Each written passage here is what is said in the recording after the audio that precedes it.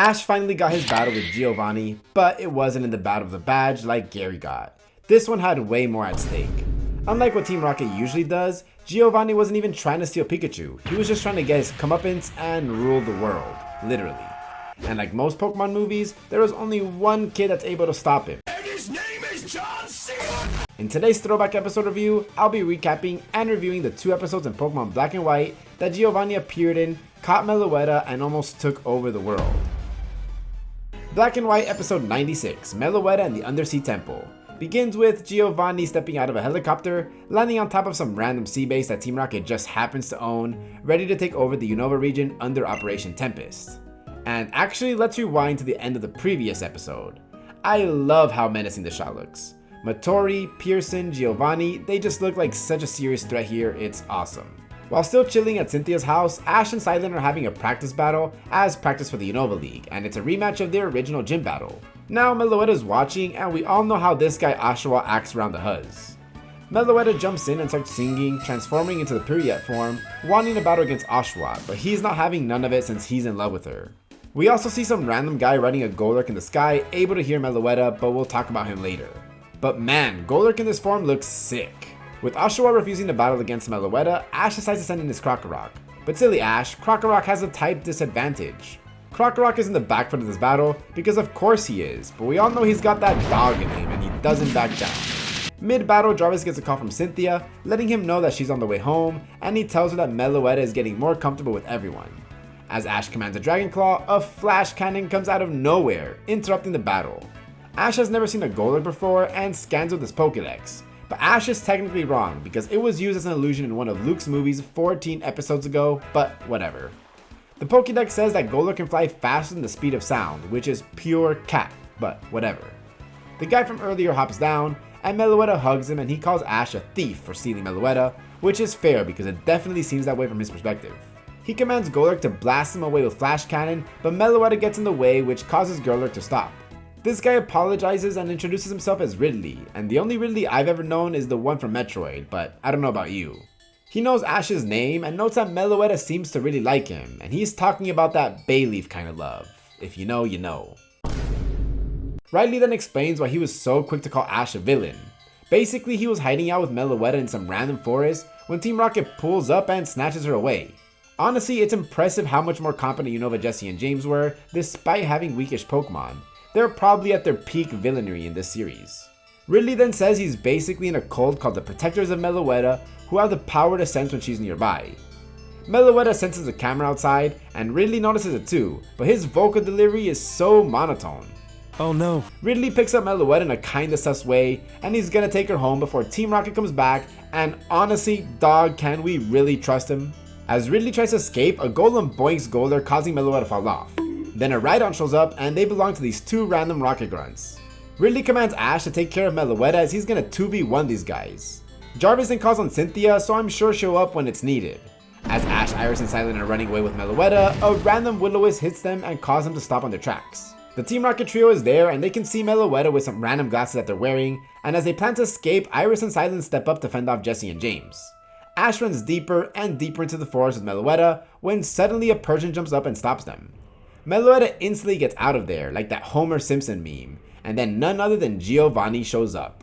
You can literally just feel the boss music energy. He knows that Meloetta is there because of the glasses he's wearing, and instantly commands Persian to use Shadow Claw. Pikachu hits back with Iron Tail, but Persian took negative damage from it and fires off a Power Gem, knocking Ash and Pikachu out, and then Meloetta foolishly reveals herself. Ash gets captured by some sort of cube, and it's shrinking. Giovanni tells her that if she doesn't give herself up, then Ash and Pikachu are going to be permanently fainted, and I just love how ruthless he is. Ash, Pikachu, and Meloetta are then transported on the Team Rocket helicopter and taken away as Silent and Iris, and now a very wounded Riley, can do nothing but look at the helicopter. We then pan to see them in a water base and taking a Team Rocket submarine down on the water, and you know it's theirs because they put their logo on everything for real. Team Rocket finds an underwater base that hasn't been seen for years, but luckily for the plot, they're easily able to locate it. They surface inside, and this temple has been buried underwater for many years, yet it's in perfect condition with lights and an automatic door. Arceus really out here doing the best interior design. After Team Rocket and Giovanni disembark, the cubes that were holding Ash and Meloetta begin to float up, and I'm truly wondering what kind of magic they're using for them. Like, is Dr. Strange working for Team Rocket? They place Meloetta in a seal and play the recording of a relic song from earlier that Jesse and James recorded, and that unlocks a door. The seal breaks free and reveals the reveal glass. Giovanni chants something and the underwater temple submerges to the surface as he calls for the forces of nature to come back to his side, and with that the episode ends. But I'm not going to leave this to a part 2, so subscribe if you hate videos that leave you on a cliffhanger. The next episode begins with the underwater temple doing a full mecha transformation. Mind you, this is an old ass temple that's been around for hundreds, if not thousands of years. The reveal glass starts reacting with Meloetta and her eyes go crazy, and this is Operation Tempest, a plan to get the forces of nature to take over Unova. And it makes sense since a tempest is a violently windy storm or any severe uncontrollable commotion. We cut to Iris and Silent, who are joined by Ridley and Cynthia, and of course you can't forget Jarvis. I mean, he's basically the most important part. Riley is sure that the beam of light is Meloetta, and I love this frame of them riding towards the boat. I love these kind of low-res frames. We get the lore drop that the reveal glass had been the backstory of many problems in the past for Unova, and Meloetta realized that, so she was the reason for these battles, so she sank the temple and hid away for many years to stop the wars. One by one, Tornadus, Thunderous, and Landorus drop from the sky in their incarnate forms. Giovanni then commands the reveal glass to show the true form of the genies, and so Ash uses the opportunity to tell Pikachu to try to break the glass with Iron Tail. Ash tells Pikachu to focus on one spot, and after a few more Iron Tails, the cube breaks. Ash lands looking like Spider-Man for real. Ash then goes up the spiral tower in the middle, but instead of using the stairs, he just straight up uses rock climb and scales the walls. I guess he is Spider-Man. As soon as he reaches the top, Jesse and James order Woobat and Yamask to knock him off, but luckily Big Hero Golurk is here to rescue him. Ash reunites with Cynthia and gang at the bottom, and they send out their big boys to take care of business, Garchomp and Dragonite. And then Silent sends out Pansage, but like, yeah, our boy's gonna do his best. Who invited him to the team? Anyways, we know Iris's Dragonite is a savage, so he jumps straight into the action. Ash sends out his Unfezant. Yeah, Charizard hadn't rejoined the cast yet, so she's gonna do her best too. Although Pikachu jumps on her back, which is always fun when Pikachu hops on the regional bird's back, you know things are gonna go down. The squad rolls up, but it's too late, as Giovanni has successfully transformed the forces of nature into the Therian forms. And first of all, the shots of Giovanni going crazy look really nice, and I really like the shot of everyone looking up at them too. Giovanni commands the trio to destroy Unova, and every time that Meloetta screams in pain, we can see it affecting Ridley too. Of course, Iris's Dragonite goes in first and tries to solo them by himself, but he gets taken care of rather quickly. Thunderous isn't waiting for Dragonite to recover and fires off an electric attack towards it, but Pikachu jumps in and absorbs the electricity, which leaves Unfezant a free opening to attack, but she misses. Pikachu is now charged up from the attack, which I'm sure will come into play later. Now Iris has a chance to bond more with Dragonite, because if you remember, they've got some issues in their trust. She pep talks Dragonite and says that she'll be there to protect him the next time he runs into trouble, but for now they have to protect Unova.